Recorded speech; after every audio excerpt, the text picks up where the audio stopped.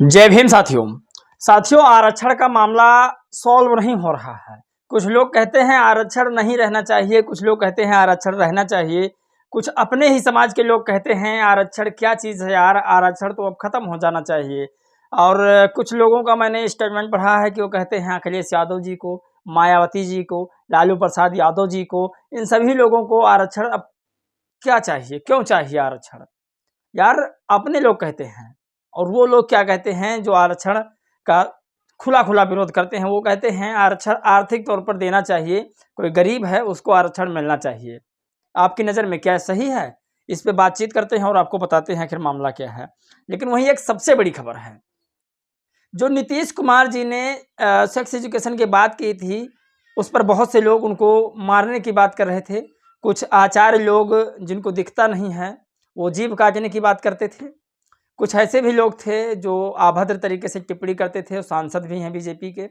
लेकिन नीतीश कुमार की सिर्फ एक ही गलती है कि वो पढ़ाई की बात करते हैं। अब इसे आप चाहे गलती माने या फिर चाहे उनका एजुकेशन की बात माने। साथियों, जिस तरह से देश की सबसे बड़ी कुर्सी होती है प्रधानमंत्री की, उस कुर्सी पर श्री नरेंद्र मोदी जी बैठे हैं, और वो जिस तरह से बात करते हैं सड़क छाप गुंडों वाली, वो शायद शोभा नहीं देती है।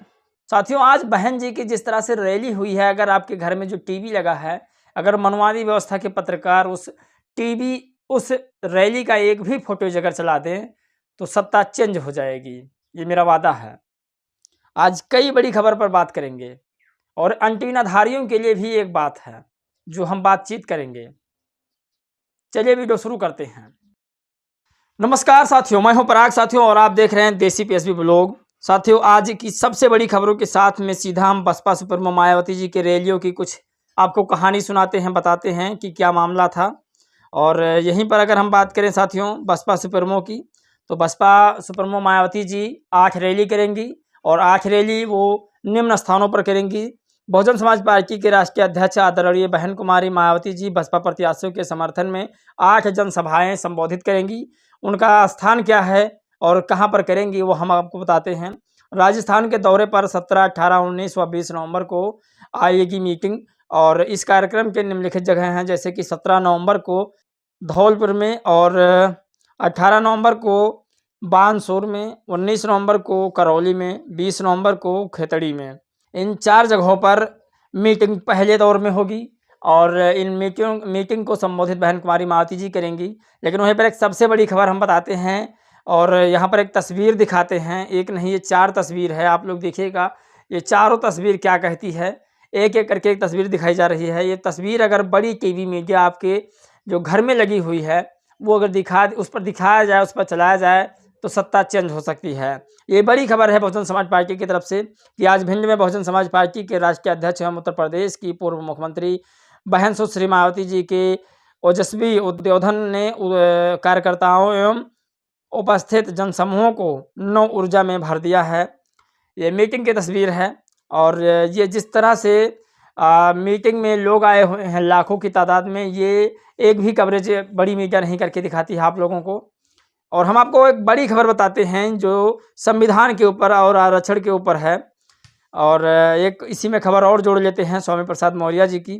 प्रयागराज में अंबेडकर नगर में कोरागांव में बौद्ध भारत एकता संघ के मंच पर कुछ बातें इन्होंने कही है स्वामी प्रसाद मौर्य जी ने, उस पर हम बातचीत करेंगे। और आज बात करते हैं साथियों आरक्षण के ऊपर। हमारे देश के कुछ महानुभाव लोग हैं, कुछ बड़े उदारू लोग हैं जो दान दे रहे हैं, हमको आरक्षण दे रहे हैं। वो कहते हैं कि आरक्षण आर्थिक आधार पर मिल जाना चाहिए। क्या लगता है आपको, आरक्षण आर्थिक आधार पर चाहिए या अनटचेबिलिटी के आधार पर चाहिए, छुआछूत के आधार पर आरक्षण चाहिए? मामला ये है कि क्या मायावती जी इतनी बड़ी नेता हैं, अखिलेश यादव जी इतने बड़े नेता हैं, तेजस्वी यादव जी इतने बड़े नेता हैं, पिछड़े समाज के वो सभी लोग जो इतने बड़े बड़े नेता हैं, आज बाबा साहेब के द्वारा लिखे हुए संविधान के बदौलत हेलीकॉप्टर से भी चलते हैं, लेकिन क्या उनको आरक्षण की ज़रूरत नहीं है? आर्थिक आरक्षण की ज़रूरत, मैं तो कहता हूँ कोई आरक्षण ना मिले, ना हमें अपने नाम के पीछे कोई ऐसे टाइटल लगाना पड़ जाए जाति का, वो भी ख़त्म कर दो। यहाँ पर जो व्यवस्थाएं हैं वो ख़त्म कर दो।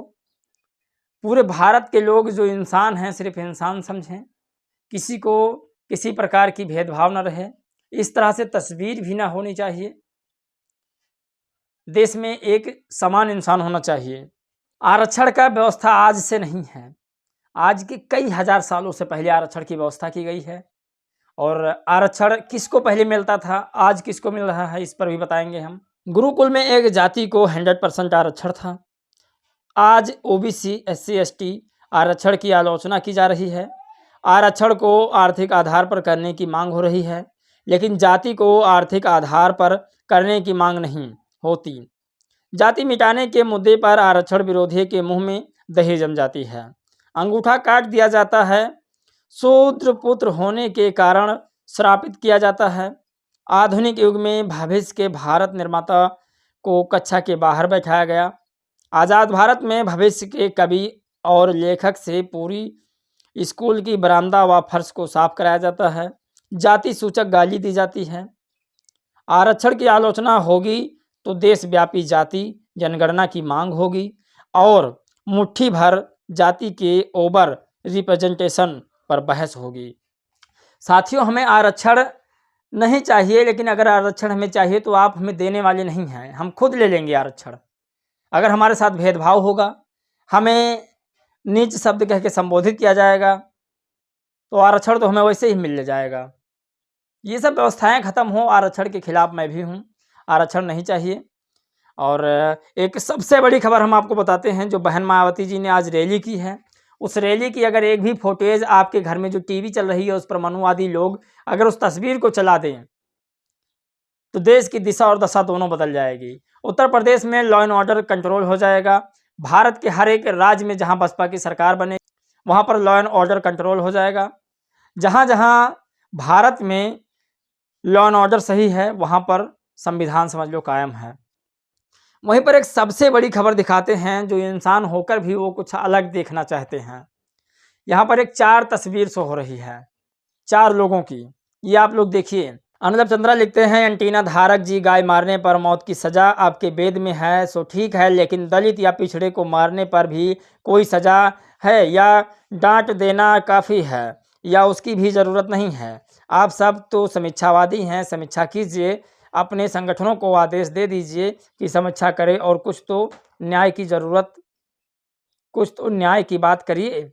और साथियों, स्वामी प्रसाद मौर्य ने आज जनपद प्रयागराज में एक आयोजन में गए और वहां पर कुछ उन्होंने बातचीत कही। वो क्या है आप लोग सुनिए कमेंट के माध्यम से। जनपद प्रयागराज के अंबेडकर नगर कोरांव में आयोजित बुद्ध भारत एकता संघ के तत्वाधान में अप दीपो भव कार्यक्रम के विशाल समारोह को मुख्य अतिथि के रूप में संबोधित किया।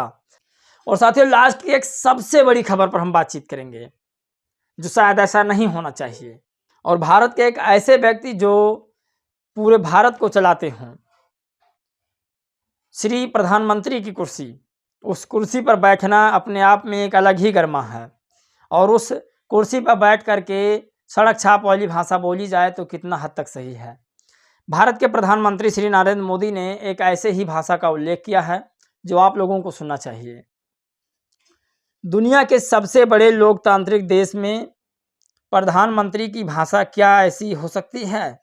सबसे शीर्ष संवैधानिक पद पर बैठने वाले व्यक्ति के लिए शिक्षा कितनी जरूरी है आप समझ सकते हैं। पीएम मोदी ने बैतूल में एक जनसभा को संबोधित करते हुए कहा, कल कांग्रेस के एक महाज्ञानी कह रहे थे कि भारत में सब लोग के पास made in China mobile phone होता है। अरे मूर्खों के सरदार, किसी दुनिया में रहते हो? ये नरेंद्र मोदी जी की भाषा है। इसे लिखते हैं जेपी गौतम। साथियों, एक देश के प्रधानमंत्री को इस तरह से भाषा बोलना नहीं चाहिए। आपने कभी भी, मैं तो शायद अभी भी छोटा हूं, इतना जानकार आप जितना नहीं हूं, लेकिन जितना भी जानता हूं, जितनी मैंने रैलियां देखी हैं, बहन मायावती की क्या ऐसी भाषा कभी हुई है? परिस्थितियां कैसा भी क्यों ना हो जाए, उनके खिलाफ कितने भी लोग क्यों ना खड़े हो जाएं, लेकिन जो उनकी मर्यादिक भाषा है वो अपने हिसाब से रहती है। लेकिन बहुजन समाज में इतनी ताकत है, संविधान में इतनी ताकत है कि इन सब चीज़ों को बदल कर रख देगा। और आने वाले समय में बहन मायावती जी इस देश की मुखिया बनेंगी। अब इसे आप चाहे बसपा का प्रचार समझें या चाहे संविधान का प्रचार। इस वीडियो में बस इतना ही, मिलेंगे एक और नए वीडियो में, तब तक के लिए जय भीम, नमो बुद्धाय।